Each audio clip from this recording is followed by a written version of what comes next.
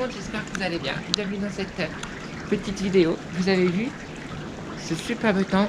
Je vous montre un petit peu, il neige. Alors ça tient pas au sol, mais ça neige, il fait 1 degré. Et dire que l'année dernière, à la même époque, on naviguait.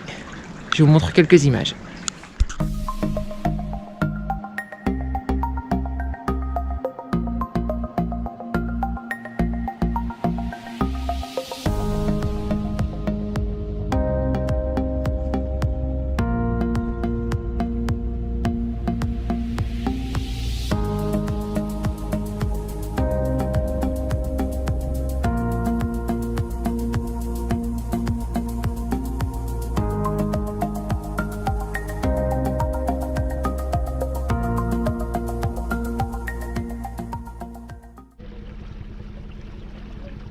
Et coucou, on se retrouve à bord de Valhalla parce que dehors il fait super froid, il neige. Donc je me suis dit que c'était le moment idéal pour vous parler du chauffage, comment moi je fais pour me chauffer. Voilà, il faut savoir déjà que quand on est sur un bateau, on est branché à la prise de 120 volts, mais c'est pas open bar. On est limité par l'intensité. On a un disjoncteur à 16 ampères, c'est-à-dire que quand on tire plus de 16 ampères, le disjoncteur saute. Quand on se branche sur le 220, on vient se brancher là, et là vous avez ce qu'on appelle un disjoncteur. Et en fait, sur le disjoncteur, il y a une information qui nous est très importante. C'est ici, vous voyez, c'est marqué 16 ampères.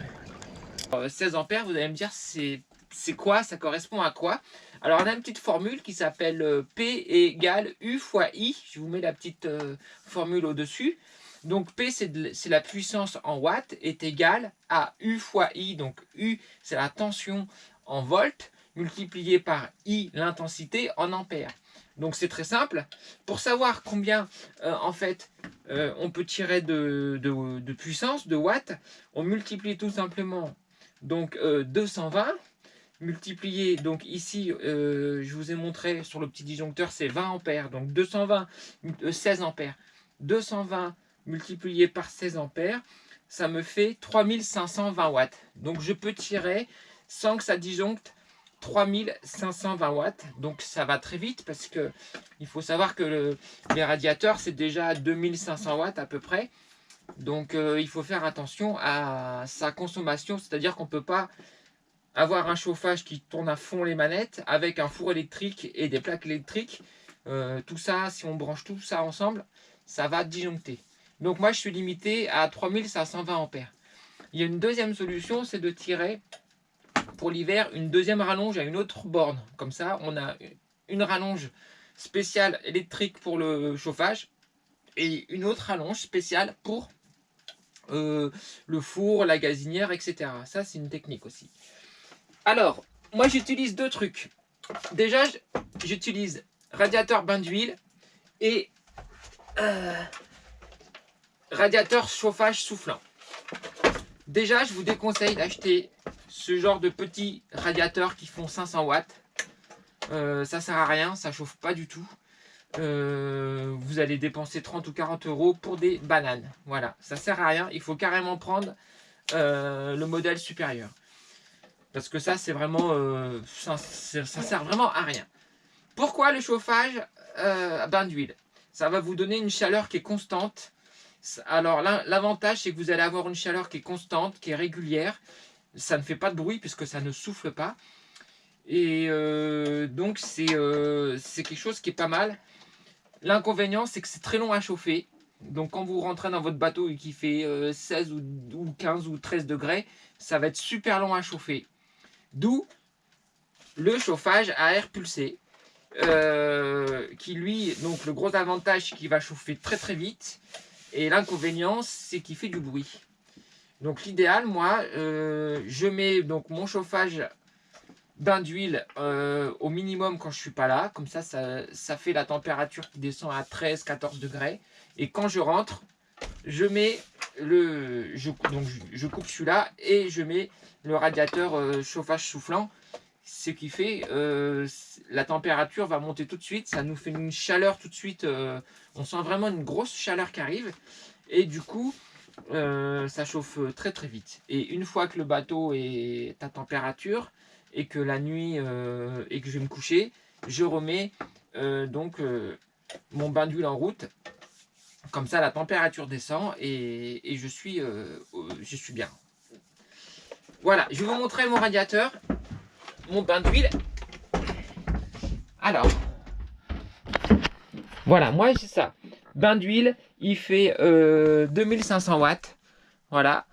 Mon soufflant, il fait aussi 2500 watts. Voilà. Donc, vous voyez, après, il me reste plus que 1000 watts en fait. Hein. Donc, là, je suis en train de faire chauffer mon four parce que je vais cuisiner. Eh bien, je suis obligé de couper le chauffage. Voilà, tout simplement. Si je veux pas que ça disjoncte. Voilà, j'espère que ces petites explications ont été claires. Et maintenant, je vais vous montrer ma petite astuce parce que j'ai un petit souci. Je vais vous expliquer. C'est-à-dire que ici, ça chauffe le carré, ça chauffe. Bon, excusez-moi, c'est encore un peu en bazar. Ça chauffe un peu partout là. Mais le problème, c'est la cabine à l'avant parce que j'ai souvent le vent, donc la tramontane qui vient de là. Du coup, l'air chaud ne va pas dans cette partie-là du bateau. Et du coup, j'ai un peu froid. Alors, j'ai trouvé une solution et je vais vous expliquer ça tout de suite. Mais avant tout, on va faire un peu de cuisine parce que je vais vous dire un truc. Aujourd'hui, il fait pas beau, donc on va se faire un bon petit plat.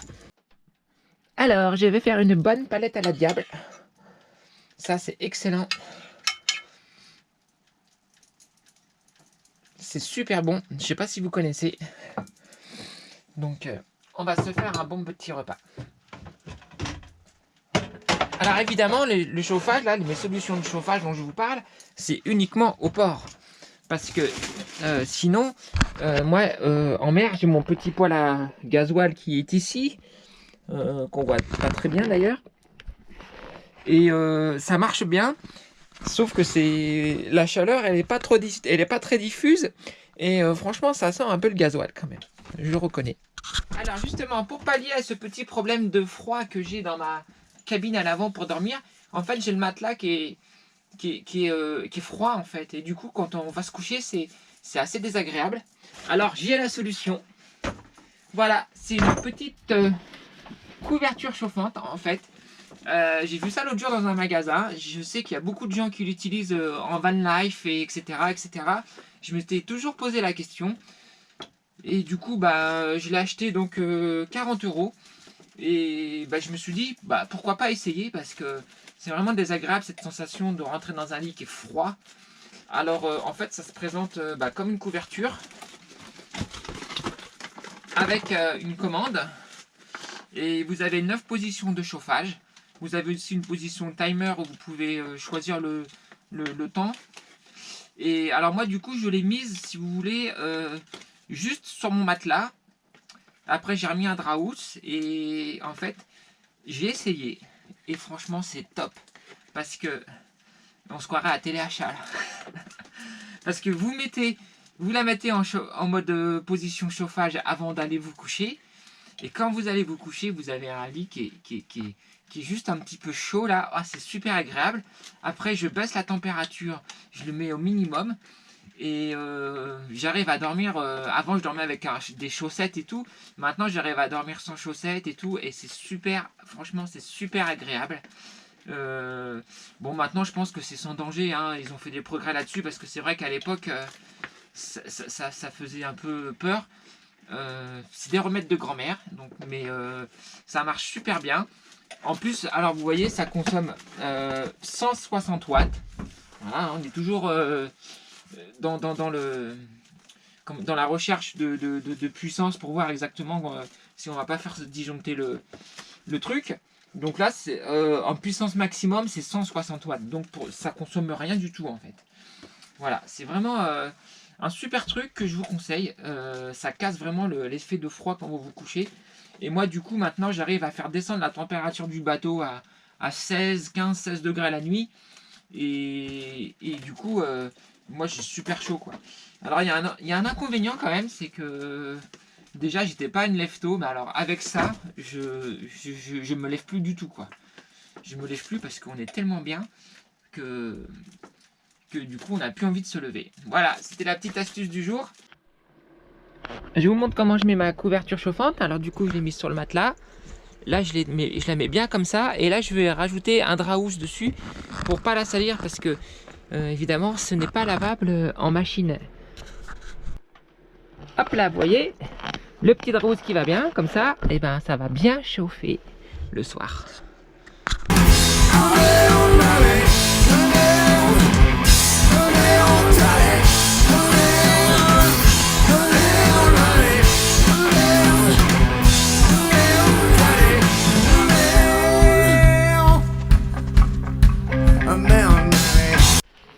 Pendant ce temps-là, oh, ça cuit, ça va être super bon.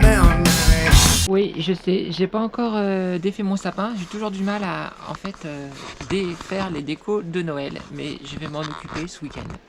On fait un petit bilan sur projet Initiative Cœur. Comme je vous ai dit, donc la vidéo avec interview avec Pascal, tous les bénéfices de cette vidéo vont retourner à Projet Initiative Cœur et nous sommes à, alors je sais pas si vous voyez, je fais ça comme ça, on est à 25 € qu'on va reverser donc à Initiative Cœur pour l'instant, mais on attend l'arrivée de Sam à la fin de son tour du monde pour refaire un nouveau bilan et on va voir où on est là. Du coup, la cagnotte de Pierrot. Donc, on est là sur la page de Tabasco Pierrot là pour sa collecte donc relais du cœur, mécénat, chirurgie cardiaque et on voit que nous sommes à 9005 pour atteindre les 12 000 € et il reste 11 jours. Donc, on n'est pas encore tiré d'affaire, on va dire. Hein. Donc, voilà. Faites passer le message, je vous mets les liens en description si vous voulez aussi participer ou en parler autour de vous parce que cette cause n'est pas encore terminée. Je suis en train de monter la vidéo et en fait je me suis rendu compte d'une chose, c'est que je ne vous ai pas souhaité une bonne année. Alors franchement, non. Vous avez remarqué qu'il y a des mots comme ça que sur YouTube qu'on dit souvent. Moi j'ai remarqué que je disais beaucoup franchement. Du coup, c'est parti. Alors, donc je vais essayer de changer tout ça. Avant tout ça, je voulais vous souhaiter une excellente année 2021. Je voulais vous remercier pour l'année 2020 parce que vous avez été très nombreux à me soutenir et nombreuses aussi à me soutenir, notamment lors du chantier qui a été pour moi une épreuve aussi bien physique, morale que financière. Mais c'était une très belle expérience. Je voulais vous remercier du fond du cœur. J'espère qu'on entame cette saison avec sérénité. Malheureusement, la météo n'est pas avec nous, les conditions sanitaires non plus.